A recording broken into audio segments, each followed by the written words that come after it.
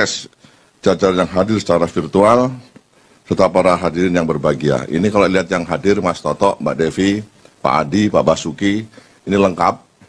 Jadi ini kita FGD dihadiri oleh Polda dan Polres jajaran yang ada korelasinya dengan tema yang diangkat FGD hari ini. Mengawali sambutan ini, marilah kita panjatkan puji syukur kepada Tuhan Yang Maha Kuasa atas berkat limpahan rahmat dan karunia-Nya. Kita diberikan kesempatan untuk berjumpa dalam waktu yang penuh bahagia dalam kegiatan dialog publik dengan tema kemerdekaan pers dan perlindungan jurnalis.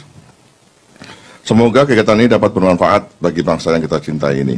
Bapak, Ibu, serta hadirin yang berbahagia, sebagaimana kita ketahui bersama bahwa pers memainkan peran yang sangat strategis dalam mensukseskan agenda pembangunan di suatu bangsa.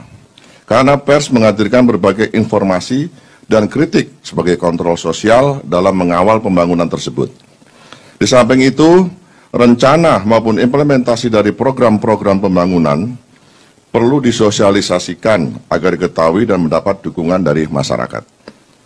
Pers di tahun politik saat ini harus mampu menempatkan diri sebagai pers yang berkeadilan, baik untuk partai politik maupun peserta pemilu, dan tidak berlaku sebaliknya, yaitu sebagai sumber gaduh yang dapat memicu perpecahan dan pada akhirnya akan menimbulkan gangguan Kamtibmas.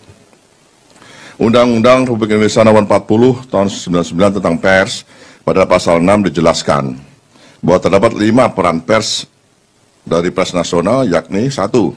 Memenuhi hak masyarakat untuk mengetahui.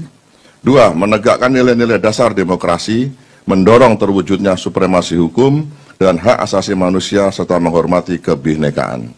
Yang ketiga, mengembangkan pendapat umum berdasarkan informasi yang tepat, akurat, dan benar.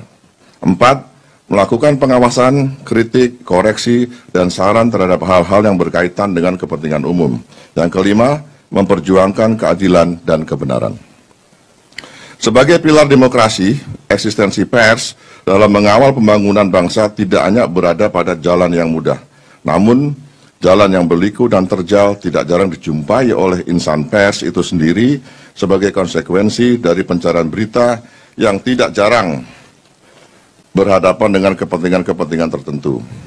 Berkaitan dengan kondisi tersebut, maka dalam pasal 2 pada Undang-Undang Pers ditegaskan bahwa kemerdekaan pers adalah salah satu wujud kedaulatan rakyat yang berasaskan prinsip-prinsip demokrasi, keadilan, dan supremasi hukum.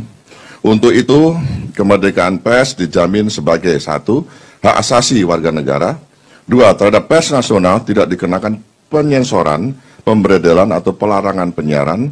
Yang ketiga, untuk menjamin kemerdekaan pers, pers nasional mempunyai hak mencari, memperoleh, serta menyebarluaskan gagasan dan informasi. Yang keempat, hak tolak sebagai bentuk pertanggungjawaban pemberitaan. Bapak, Ibu, serta hadirin yang berbahagia, sejalan dengan isu kemerdekaan pers, jaminan terhadap kebebasan pers memiliki kausalitas dengan perlindungan jurnalis pada konteks Indonesia.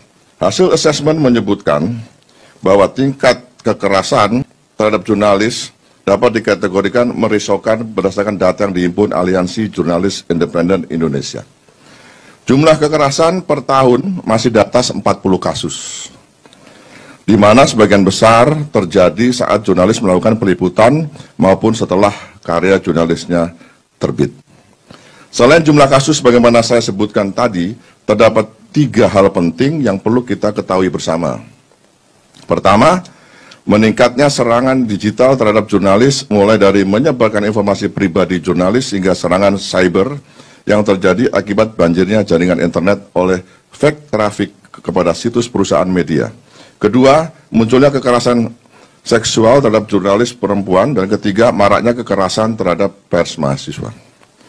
Secara hukum, dalam Undang-Undang Pers dinyatakan bahwa dalam melaksanakan profesinya, wartawan mendapat perlindungan hukum. Terlepas dari kontroversi yang ada, diksi perlindungan hukum sebagaimana dimaksud merupakan jaminan perlindungan pemerintah dan masyarakat kepada wartawan dalam melaksanakan fungsi, hak, dan kewajiban dan perannya sesuai dengan ketentuan peraturan perundang-undangan yang berlaku. Selain mendapat perlindungan hukum, wartawan juga memiliki hak tolak dalam rangka untuk melindungi narasumber. Lebih dari itu, pasal 50 KUHP, wartawan dan media sebagai pelaksana Undang-Undang Nomor 40 Tahun 99 tidak boleh dipidana. Pasal 50 KUHP secara jelas menyatakan bahwa barang siapa melakukan perbuatan untuk melaksanakan ketentuan undang-undang tidak dipidana. Karena itulah wartawan terkait tugas dan profesinya tidak bisa ditarget dalam Undang-Undang ITE. Ini perlu dipahami nanti Pak Mas Toto, Mbak Devi, silakan nanti didiskusikan, karena yang pesertanya ini ada dari Bareskrim juga, dari Divkum sebagai pembina fungsi utama di jajaran.